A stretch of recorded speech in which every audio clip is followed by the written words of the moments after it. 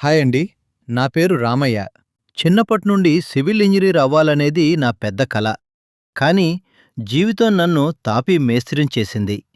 చేతిలో engineering degree లేకపోయినా ప్రతిరోజు ఇతరుల ఇళ్లను కట్టేటప్పుడు నా మనసులోని ఇంజనీర్ మేల్కుంటూనే ఉంటాడు.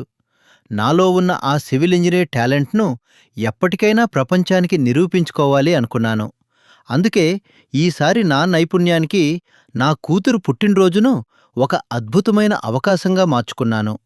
నా చేతులతో స్వయంగా ఈ చిన్న ఇంటిని డిజైన్ చేయటం మొదలుపెట్టాను.